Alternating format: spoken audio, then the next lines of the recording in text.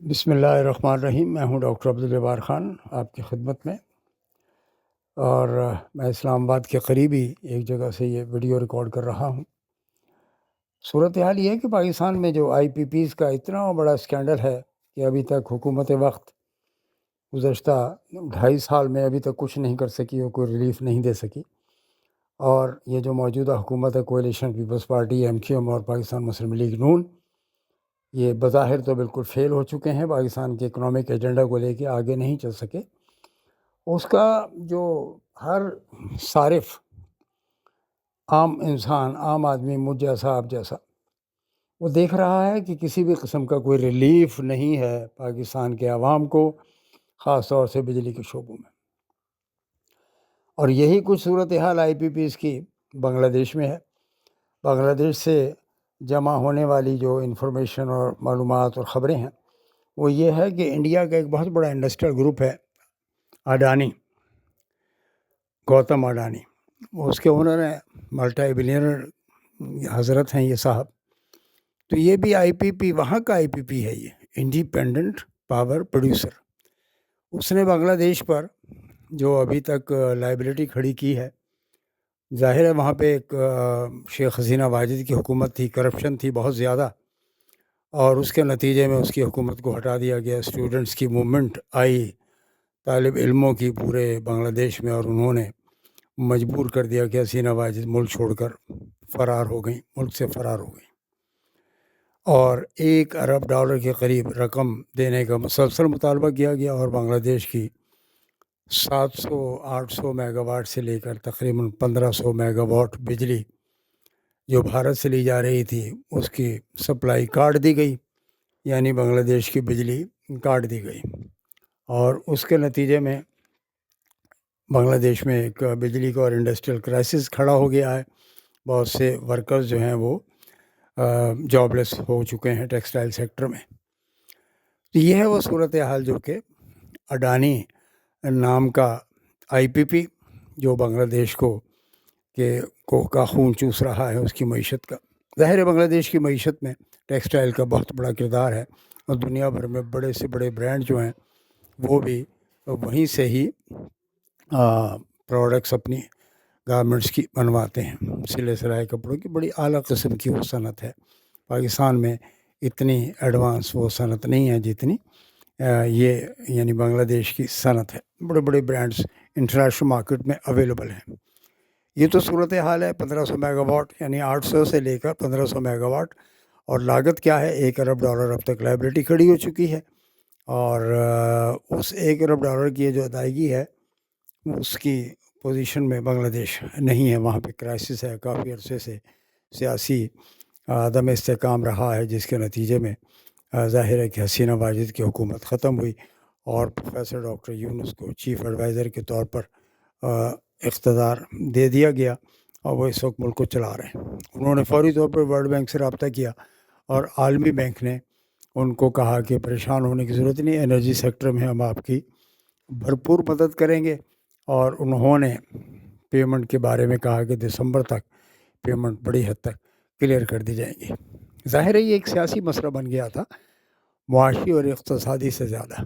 وہ تھا نریندر مودی کو جو ایک سیٹ بیک ہوا بنگلہ دیش میں، ان کے جو اسٹوج حکومت تھی، ایک غلام اور یعنی ایجنٹ حکومت تھی، وہاں سے حسینہ واجد کے جانے کے بعد انہوں نے کہا کہ یہاں پر بنگلہ دیش میں جو سیاسی کرائسس ہے وہ تو سیٹل ہونے جا رہا ہے، تو معاشی طور پر انہوں نے اس کو بلیک میل کرنا شروع کر دیا۔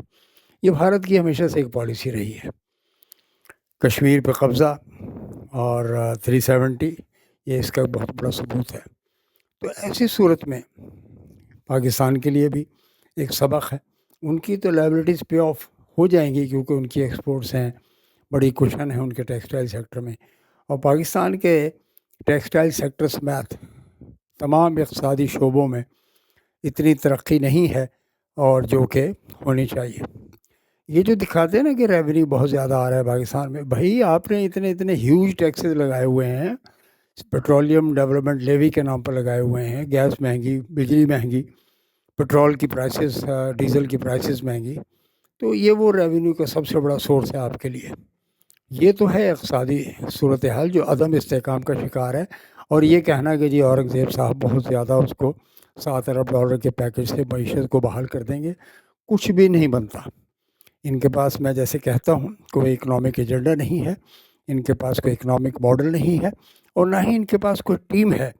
پورے پاکستان مسلم لیگ نون جو ہے، جو اس وقت تمام کیبنٹ سنبھال کر بیٹھی ہوئی ہے، اور ان کے پاس ایک ایرسٹوٹل ہیں، وہ بھی گوگل کے کٹ اینڈ پیسٹ کے ایکسپرٹ ہیں، جو اپنے آپ کو پروفیسر کہتے ہیں، جنہوں نے مبینہ طور پر اپنے ڈیلیٹ کی، مٹائیں ٹویٹس جو کہ ٹرمپ کے خلاف کی تھیں لوگوں نے۔ اور اب بھی خواجہ آصف وزیر دفاع کا کہنا جو ہے وہ یہ کہ جی کچھ نہیں ہوگا، اور ہم بھی دیکھ لیں گے، ضرورت پڑی تو ہم بھی کہہ دیں کہ ہم کوئی غلام تو نہیں، جو عمران خان کا نعرہ ہوتا تھا۔ تو قیدی نمبر 804 دنیا بھر میں توجہ حاصل کر چکے ہیں۔ پہلے بھی ان کو ایک توجہ حاصل تھی، being a celebrity, former prime minister کے ساتھ ساتھ ان کو پورے پاکستان میں، پوری دنیا میں ایک عزت کے مقام سے دیکھا جاتا ہے۔ اور اب وہ وقت آ رہا ہے کہ حکومت پاکستان کو عالمی پریشر میں آ کر، عالمی پریشر میں آ کر اپنی پالیسی کو ریویو کرنا پڑے گا۔ یہ نہیں لگتا یہ کہ جب آپ آرمی چیف پاکستان کے، جن کے بارے میں کہا جاتا ہے، بظاہر تو وہ کہتے ہیں ڈی جی ISPR کے جی پاکستان کی فوج کا کوئی سیاست میں کوئی کردار نہیں ہے، لیکن عوام اس بات کو ماننے کو تیار نہیں ہے۔ سیاستدان جانتے ہیں کہ یہ ایکسٹینشن جو دی گئی ہے یہ سب سیاسی معاملات ہیں۔ 26ویں ترمیم بنائی گئی ہے، یہ سب سیاسی کام ہے۔ 27ویں ترمیم یہ جو ہے پاکستان کے استحکام کے لیے ایڈمنسٹریٹو یونٹس بنانے کی بات کی جنرل آصف نے، تو کیوں نہیں انہوں نے 27ویں ترمیم میں اس کو لے کر آئے؟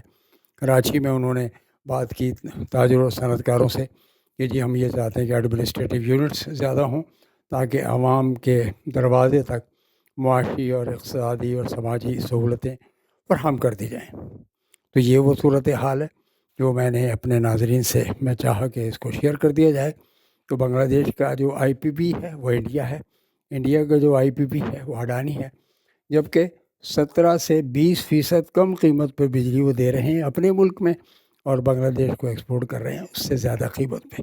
یہی حال پاکستان کا ہے کہ ابھی تک یہ IPPs کے کا کچھ بھی نہیں بگاڑ سکے۔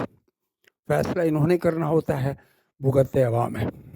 ڈی ڈالرائزیشن کی بات کرتے ہیں، ڈالر کی ویلیو کی بات کرتے ہیں، ڈیپریسیشن ڈی ویلیویشن کی بات کرتے ہیں، یہ سب کچھ حکومت کے اختیار میں ہے۔ بھگتتے کون ہیں؟ آپ اور میں، صارفین۔ اور معاشی شعبے کے ساتھ ساتھ آپ نے تعلیم کے شعبے میں دیکھ لیا، عدلیہ کے شعبے میں دیکھ لیا، ہر شعبے میں ایک ڈاؤن فال ہے، ایک تنزلی ہے، اور ظاہر ہے اس کا نقصان کس کا ہوگا؟ پاکستان اور اس کے عوام کا۔ یہ نہیں ہونا چاہیے۔ کوئی بھی حب وطن پاکستانی، حب الوطن پاکستانی اس چیز کو پسند نہیں کرے گا، لیکن جو اقتصادی کرائسس ہے، جو پولیٹیکل انسرٹنٹی ہے، جو عدم استحکام کی صورتحال ہے، وہ انتہائی خطرناک ہے۔ پاکستان کو اس صورتحال سے نکلنا چاہیے، جس کے لیے قیادت چاہیے۔ وہ قیادت ایک نیشنل کنسنسس والا کام ہی نہیں ہے، یہ ذاتی مفادات، پورے آئین کو متنازع بنا دیا گیا ہے۔ اور عدلیہ میں جو صورتحال ہو رہی ہے، سپریم کورٹ پاکستان میں، ہائی کورٹ آف اسلام آباد میں، وہ سب کے سامنے ہے۔ یہ اچھے اشاریے نہیں ہیں، these are not good indicators, یہ خطرناک صورتحال ہے۔ آج کے لیے اتنا ہی۔ ڈاکٹر عبدالجبار خان کو اجازت دیجیے، اور درخواست وہی ہے، اس چینل کو سبسکرائب کیجیے، بیل آئیکن کو پریس کیجیے اور شیئر کیجیے۔ بہت شکریہ، والسلام۔